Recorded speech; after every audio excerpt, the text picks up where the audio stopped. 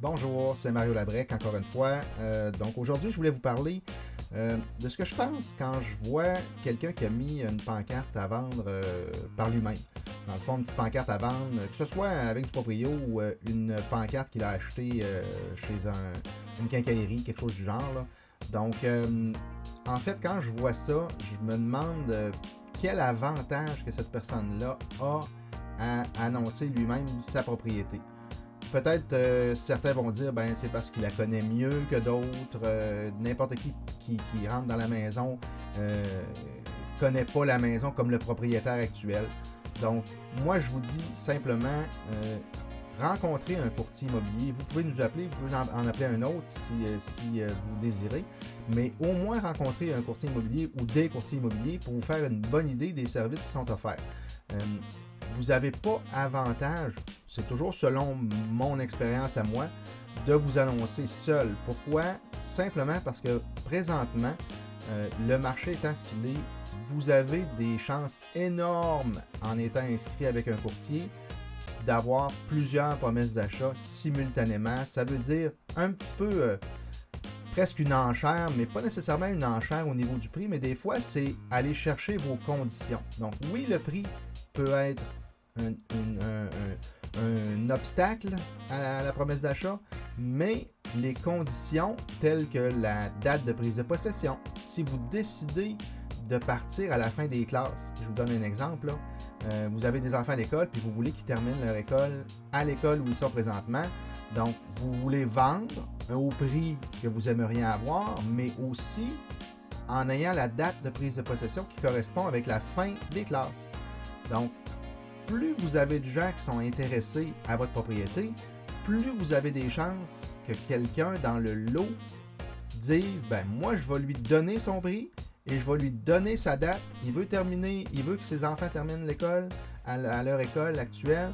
Je suis prêt à faire ça, moi, étant donné que j'ai la même raison, moi, de déménager, c'est que je veux attendre que mes enfants terminent l'école. Fait qu'on on va correspondre avec les dates.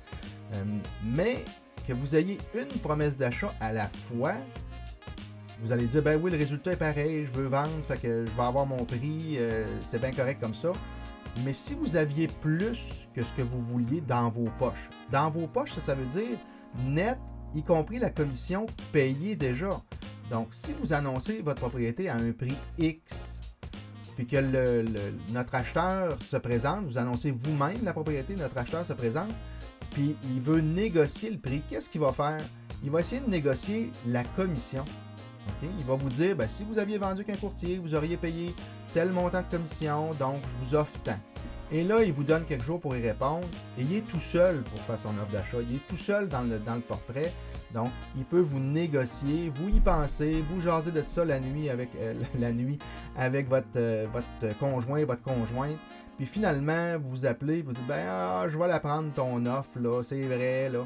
Mais au final, là, c'est pas vous qui avez économisé la commission ou la rétribution qu'on devrait appeler, c'est l'acheteur. Et ça, c'est la plupart des transactions qui se passent entre propriétaires directement. C'est souvent le cas de ce qu'on voit, parce que souvent on se fait appeler quand il y a des problèmes, quand il y a des clauses qui ont été mal rédigées dans les promesses d'achat. Les gens nous appellent. Les gens veulent avoir des informations, ils veulent savoir comment s'en sortir. Là, ils ont eu quelqu'un d'autre qui voudrait payer plus cher. Est-ce que je peux me débarrasser de celui qui va offert moins cher? Bon, ça arrive quand on est mal préparé, quand on ne connaît pas ça, puis c'est normal, on ne peut pas connaître tout.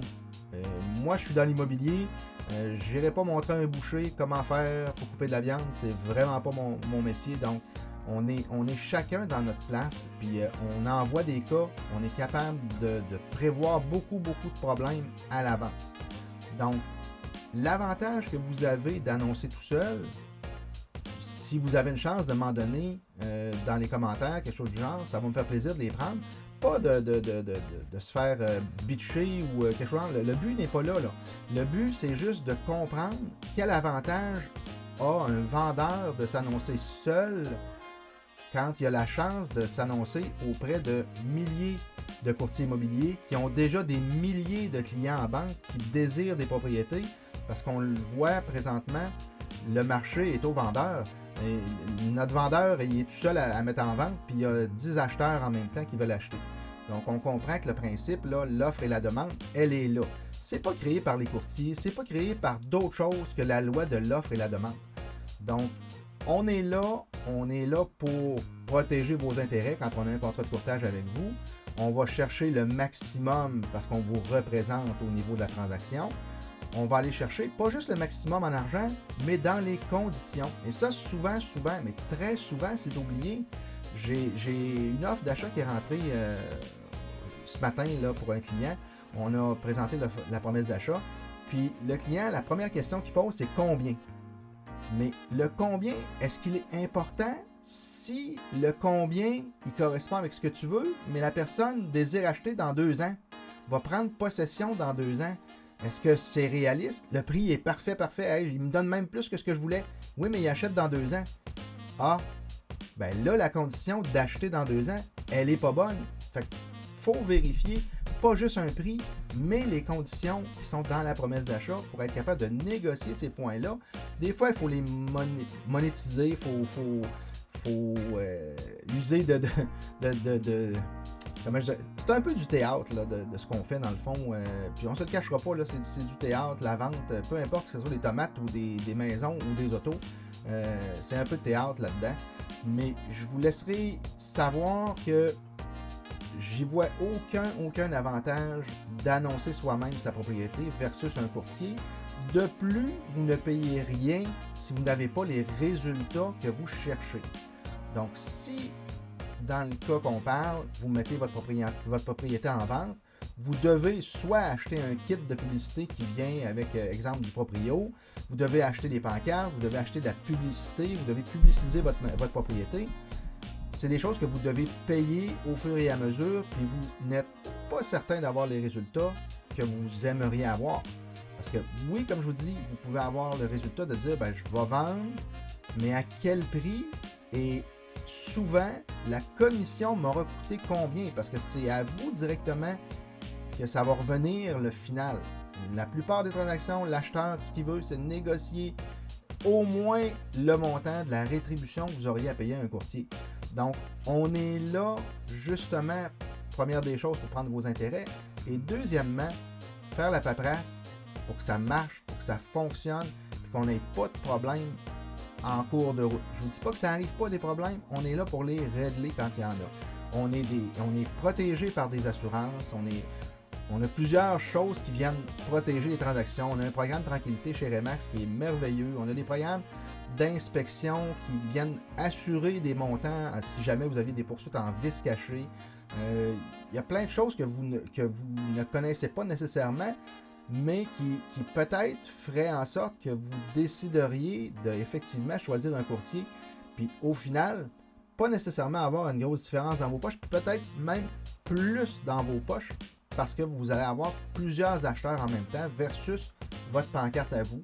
Et être capable de jongler avec les offres multiples, c'est pas donné à tout le monde, c'est pas donné à tous les courtiers non plus. Donc, il faut être capable de prendre la pression de tout le monde parce qu'au final, quand on a plusieurs offres d'achat, il y a toujours quelqu'un qui n'est pas content.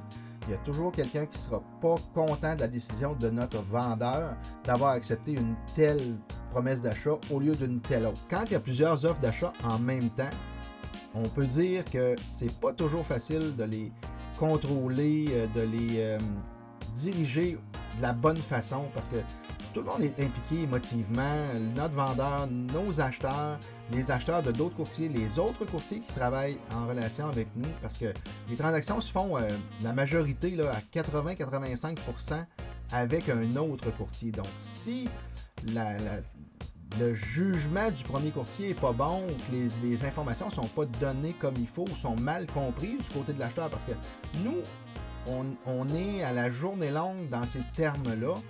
Par contre, les acheteurs, les vendeurs ne comprennent pas nécessairement tous les termes qu'on utilise et il faut faire attention pour être capable de vulgariser ces informations-là qui sont primordiales dans la réussite ou la non-réussite, l'échec de la promesse d'achat qui sera acceptée ou non. Donc, il n'y a pas juste, comme j'ai dit, le prix, il y a les conditions. Et les conditions, là, je vous dirais qu'à 80% de la transaction, c'est vraiment important, beaucoup plus que le prix. Il faut que ça corresponde avec vos besoins, ce que vous désirez au niveau des dates, au niveau des inclusions, des exclusions. Il y a plein de petits détails qui doivent être réglés avant le prix. Donc, on est là pour ça. Comme je vous dis, souvent, ce qu'on a comme information qui nous demande, c'est « Ah, le prix était plus cher. » C'est pas nécessairement une question de prix, c'est une question de conditions générales dans la promesse d'achat. Donc, il faut être capable d'analyser toutes les conditions dans la promesse d'achat pour être en mesure de prendre une décision éclairée. Donc, si vous avez des questions à ce niveau-là, vous voulez savoir pourquoi je prendrais un courtier versus m'annoncer moi-même, appelez-moi au 418-948-7000, écrivez-moi dans les commentaires, écrivez-moi directement au mariolabrec.com, ça va me faire plaisir de vous répondre, puis vous donner les informations, ça ne vous engage à rien de toute façon. Et ce qui est le fun, comme je vous ai dit, c'est que si vous annoncez, si vous mettez en vente votre propriété avec un courtier, vous ne payez pas si vous n'avez pas les résultats. Ce n'est pas le courtier qui décide du montant que vous allez décider d'accepter comme promesse d'achat. Il faut vraiment que ce soit vous. Donc, si vous avez un target pour parler en bon français, dans votre tête, vous voulez avoir X montant dans vos poches, si vous ne l'avez pas, vous dites non. Vous faites une contre-proposition, tout simplement. Ça ne vous engage à rien, sauf l'obligation de résultat. Donc, si on ne vous donne pas ce que vous voulez, vous dites non.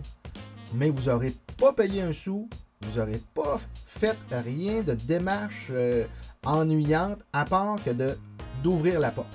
Plusieurs clients nous appellent, prennent des rendez-vous pour visiter et on vérifie, on contre-vérifie, on confirme nos rendez-vous. Et encore là, il y en a encore qui ne se déplacent pas et qui nous font déplacer pour rien en fait. Font que les propriétaires arrangent leur propriété pour la visite et nous, on se déplace. Des fois, c'est pas très compliqué, c'est proche, des fois, c'est plus loin, mais il reste qu'on a probablement tassé d'autres rendez-vous pour répondre à ces gens-là qui ne se présentent même pas au rendez-vous. À part ça, vous n'aurez pas d'autre chose à gérer que ça. Prendre la décision finale, oui, j'accepte ou non, j'accepte pas. La balance, c'est nous qui prenons le poids de toute cette transaction-là. Donc, gênez-vous pas, Mario Labrec, 418-948-7000 ou au mariolabrec.com, ça va me faire plaisir. Merci et bonne journée!